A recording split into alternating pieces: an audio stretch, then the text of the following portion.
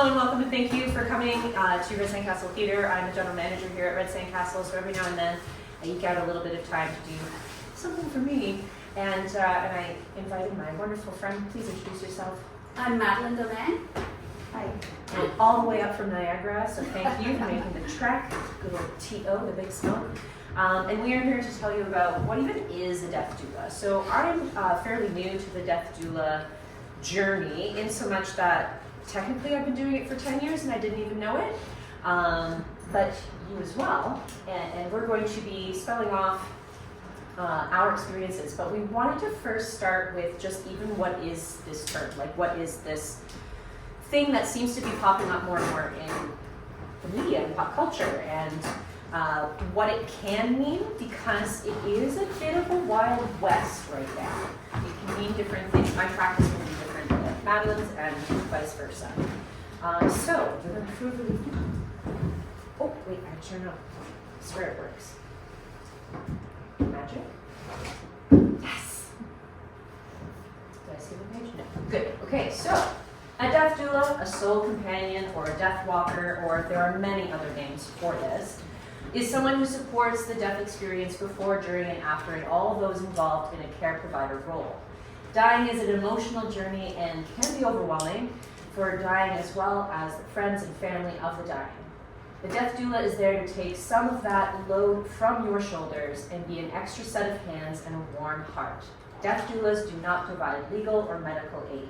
And this is a definition that both Madeleine and I agreed upon, that it actually made it to the slide, but even this definition isn't codified. So what's happening right now is, I don't know if you remember back in like the 90s and the early 2000s when we, the idea of going to yoga class was going to like a park or somebody that you knew, a friend, and then all of a sudden there were yoga certificates, and then you could go to university for yoga, and you're like, how did this even happen? So it started to become codified, and there was agreed upon language, and there was agreed upon, like, you have to know how to do this to be considered a yogi. And that's kind of what's happening right now with doulas, is that there are certifications, but to say that you're certified doesn't mean that you are now, boom, a death doula, because it's not codified internationally. We are being recognized, but we're not being recognized by OHIP and insurance. It's, again, like what birth doulas went through, again, in and around the same time that yoga teachers went through that whole codification and international acclaim. What is the word I'm looking for? But Recognition. Thank you is the word, recognition. And so for that to be agreed upon internationally, we're not just there quite yet, but what most all doulas agree upon is the not providing legal or medical aid, that we are there as, you know, the best friend, the sister, brother to your journey. Thoughts, feelings, anything else? Yeah, there's lots of schools on if it should become regulated, just like any fledgling movement from the grassroots. I've seen many people leave certain communities because they wanted to be volunteers. They didn't want to charge money. And secondly, they wanted to serve their community. They didn't want to serve the broader national / international level. So that's going to take a while to unravel. It's complicated, like anything that's new. The death doula's work could be supporting logistical planning for the before, during, and after death, conducting rituals or comforting practices, creating and exploring legacy projects. Would you like to go into what a legacy project could be? Sure, I don't like them, but I'm a big fan. Most doulas who are graduating from at least the U.S. end of things go in it to do the legacy thing, and that could mean anything from journaling to making a book for your family after you've died, or writing out cards for then future graduations, birthdays, weddings. Scrolls are a big thing where you make the big scroll with different points and events in your life. I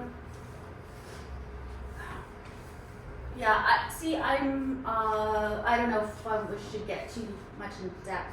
But that's a good starting point for Yeah, legacies. I'll just leave it at that. It's kind of like that, the leaving of things, that when we start talking about like the will and such like that, we get really in our heads about money and assets, and it's like, yeah, but there's other legacy that you can leave behind, like a recipe book, right, of the things that you shared with your family, and these tokens that you can leave behind. So legacy projects is a buzz term right now that you might see anytime you're in and around the hashtag Death Doula. Yeah, I think of statues, but less obnoxious. I want a statue now. Yeah. Helping the dying person reflect on their life and values, so confronting death anxiety and going through that journey with them. Explaining and normalizing the bodily functions of dying and to their caregivers, so people who are confronting the death rattle for the first time, and it can be quite terrifying. It can be very scary. And so just being there to just say, no, this is something that happens, it's okay. And just having that outside validation can be really lovely. Providing companionship to the person who is dying and or to the primary caregivers around them. I actually get hired a lot more for respite and helping the primary caregivers remind them to put their own oxygen mask on, that they're always in caregiver mode and give, and they're just out of steam, they don't know what to do, and because of that, like their brain is just exhausted, and they're like, I don't even know what to do anymore, and I'm like, you're already doing it, it's okay. So just being there as a, no, you got this, which can be really nice. Which can be as simple as a cup of tea, doing the dishes for them, listening to how their day went, or escorting them to their appointments, right? Extra set of hands. Companion care can even be done remotely by telephone and video call, which is something that I've been doing a lot of since lockdown. And even my doula certification course was completely done online. So I don't know if this will be a thing going forward, but I'm not seeing it deplete. Like right now, I just had a new client start 2 weeks ago, and they actually requested phone. They're like, no, you don't have to come here, it's okay, I'll just call you. Ooh, great, cool. Anywhere you want.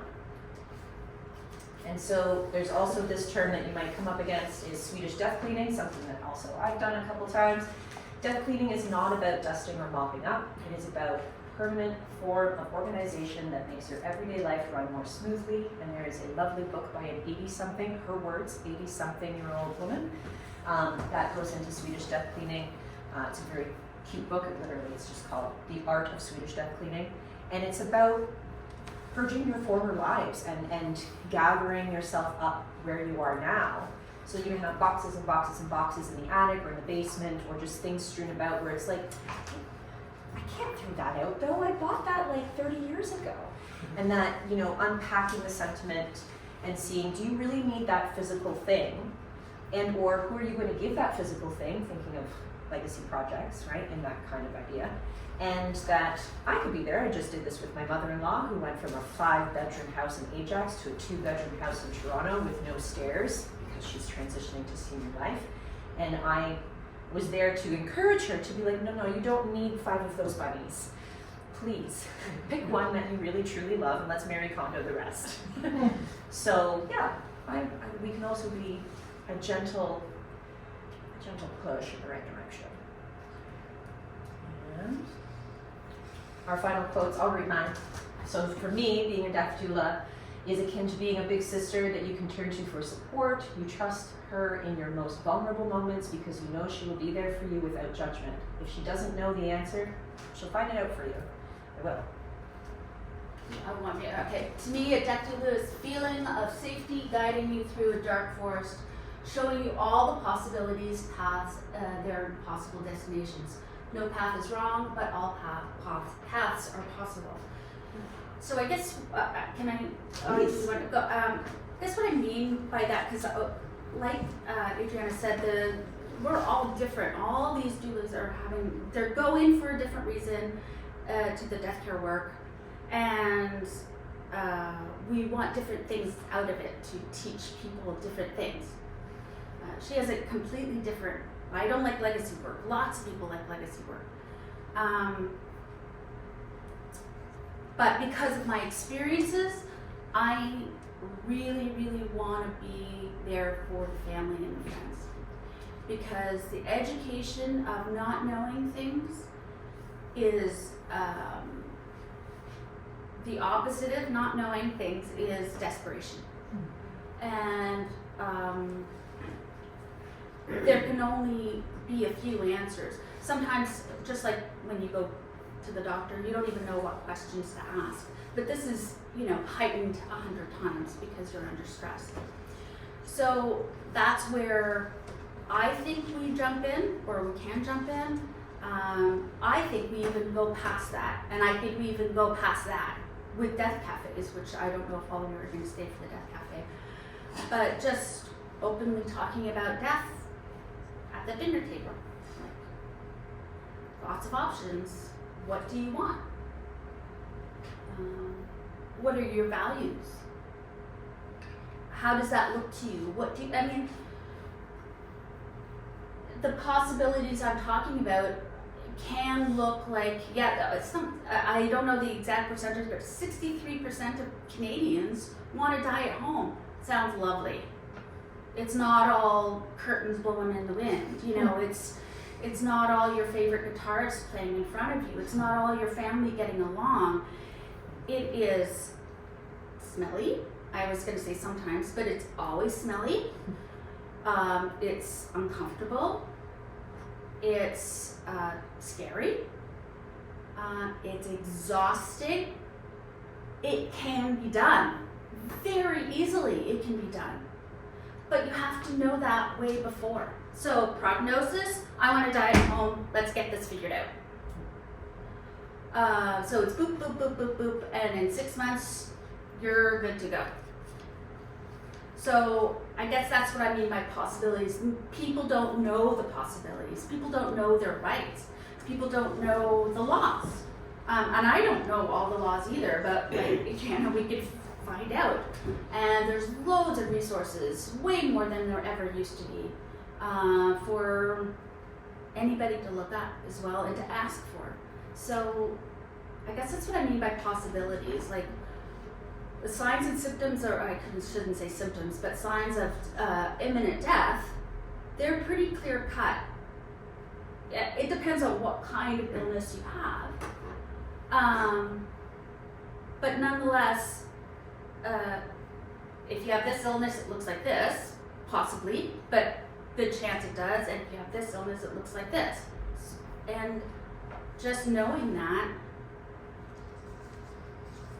can be so relieving, because you're just looking at the doula who knows, but you're also seeing the change of medical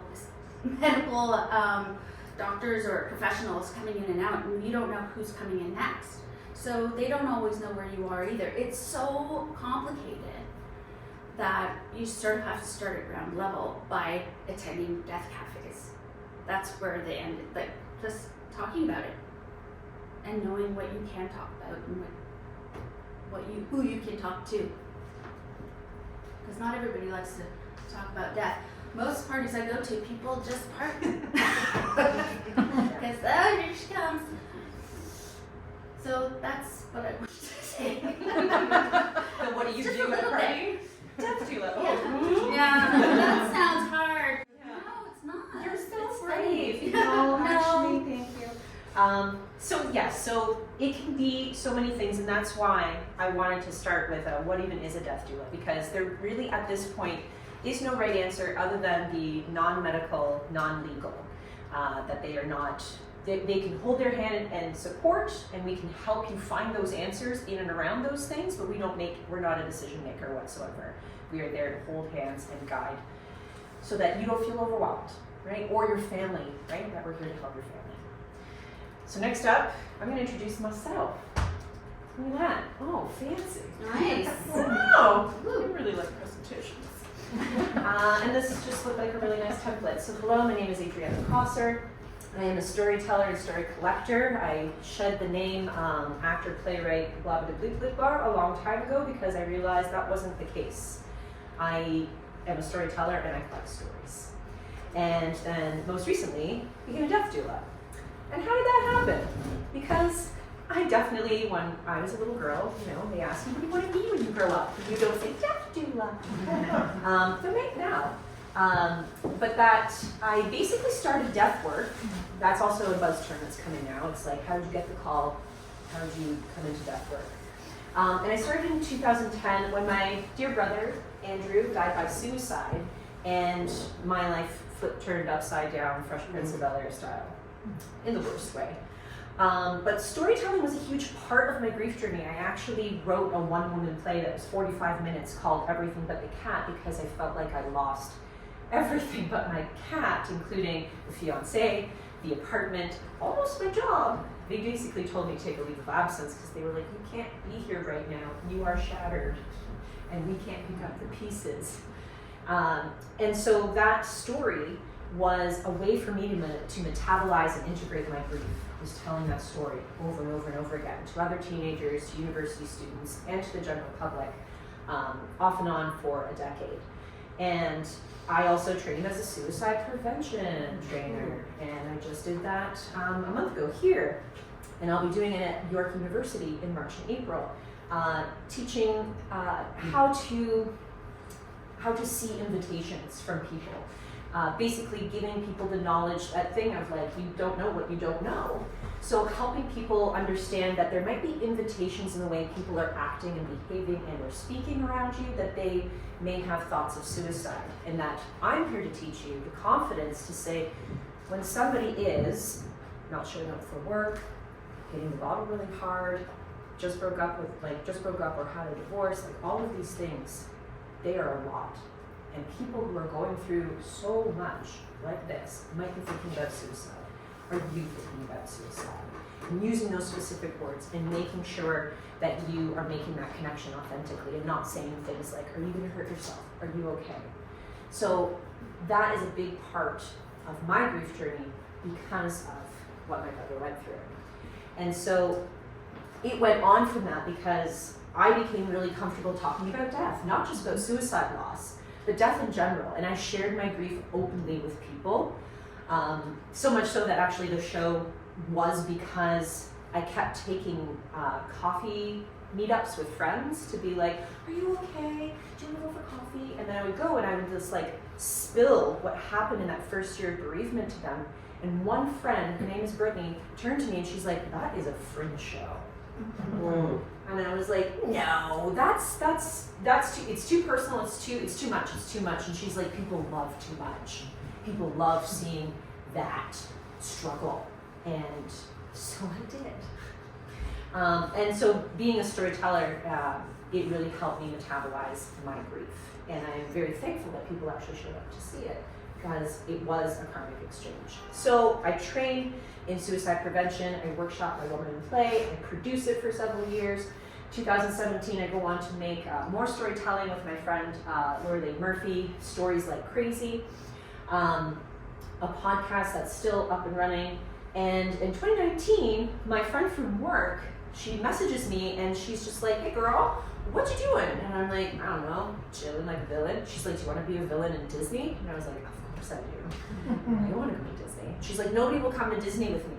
I'm like, what? How is that even possible? And she's like, yeah, my brothers are making fun of me because I don't have kids and I can't go to Disneyland without kids. And she's like, but I know one bad bitch that will go to Disneyland with me. I was like, yes, I will, because I'm a human mother.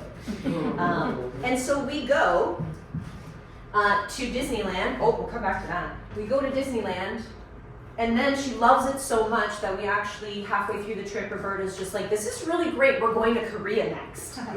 We are? Because she's on borrowed time. What she's not telling me is that she's dying, not actively, but she is now dying. She is post-chemo. She tells me that she's graduated chemo and that she's celebrating graduating chemo, that she's no longer going forward with it. It's metastasized. It has moved from her breast to the rest of her body. By the time we're in Korea, it is in her spine. She does not have very long to live. She doesn't want people to know this. She doesn't want me to know this because everybody that she tells is the head tilt sympathy and goes, oh, right, you're in the hospital. You should fight. And she's just like, I don't want to fight. I want to live my life right now. I want to go to Disney. I always wanted to go to Korea. I want to do those things. I don't want to be in the hospital bed. So Roberta and I go, and I basically end up being her death doula. I end up being her personal support worker.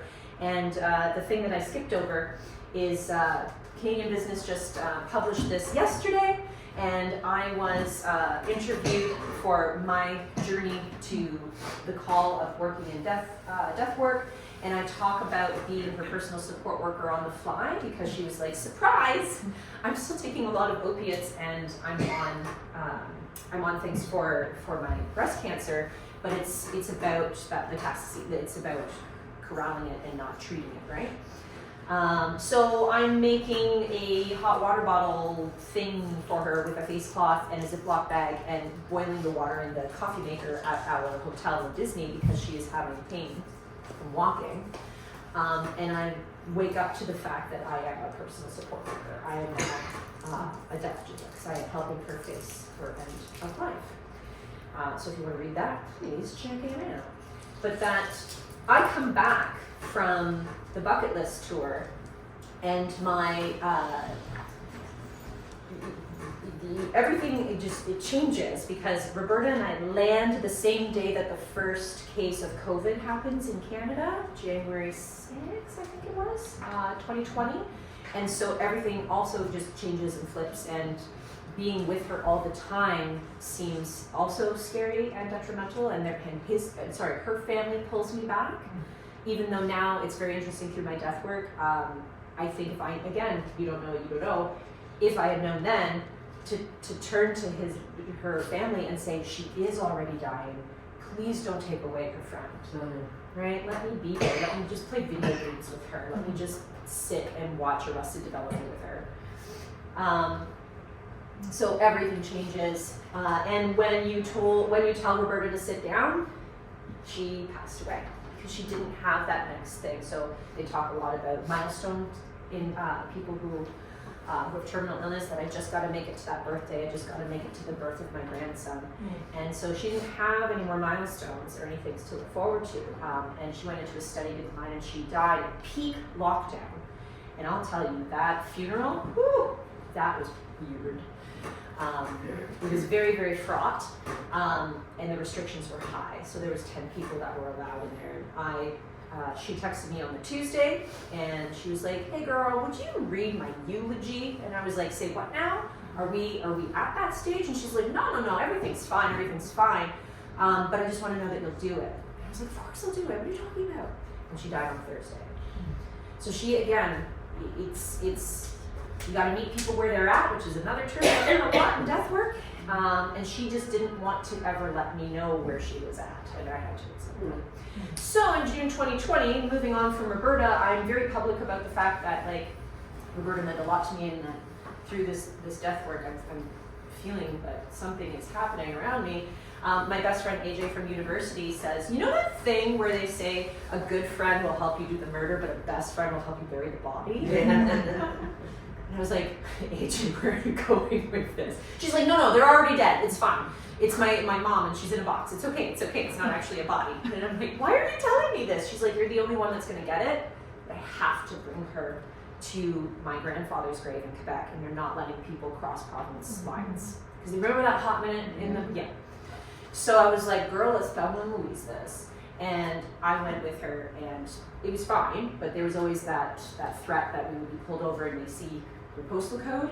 Anyway, so I understood, and so I death doula'd my friend, again, without knowing it. So all of these things, and I'm in therapy, because everyone should be, and my therapist was like, have you ever heard of this term, death doula? Because I think you are one. And we went over it together in therapy, and it was, this might resonate. This might actually be what I'm doing. Specifically with Roberta and with my friend AJ, that was a much more active, that one-on-one doulaship. And so my death work from my brother and the suicide prevention training, and and receiving other people's grief and receiving their loss and bereavement and mourning and being able to help them metabolize that and experience that in a way that wasn't a downward spiral was me being a death doula. So I owned it and answered the call, as it were. That's what some people are calling it now. And so I did the Douglas College. I tried out with Hospice Toronto and did their 40 hours of training plus all of the other electives. So grief and bereavement counseling, bedside training. And then I went on. I'm very sad that this is no longer a resource. Being Here Human did grief literacy certificates. If you do look up Being Here Human, the people who ran it, the two women that ran it, are doing solo things right now. I haven't had enough time to research if they're doing public and or if they're just doing consulting, but their literacy, grief literacy stuff was really, really cool.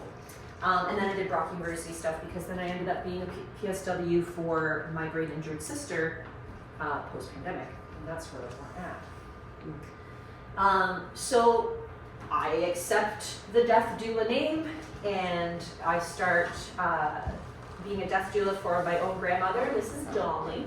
We got a frantic call from Nova Scotia from my grandfather saying, I just can't do it because he's 89 and she's also 80, they're both 89 because she's turning 90 this year.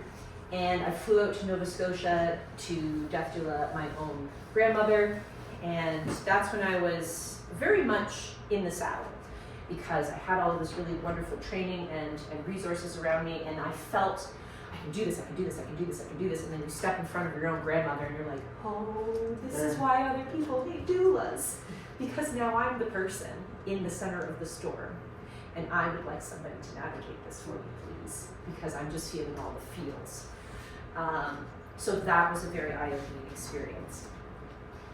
And so, in conclusion, where I am today is I share a lot of my journey on TikTok, which has been a very strange and wonderful thing to explore because of the lockdown. A lot of people jumped onto TikTok, and so did I. Bandwagon. And I have almost 10,000 followers, and that's actually how Canadian Business found me, was the idea that I was sharing so openly from me taking my very first course and just being quite transparent about why I'm here and why I'm doing that. And I have a lot of really great conversations and a lot of resources that come through social media. So that might not be for you, but for me, again, it was another way to find community. And with the grief literacy training, the big things to help you through grief, and also I would just say through big feels, is storytelling, community, movement, and sound. And I feel like this hits two of those with the storytelling community. So if you need to find me, I'll be on TikTok. Or you can go to adriannaprosser.com, and I also have Canadian resources there.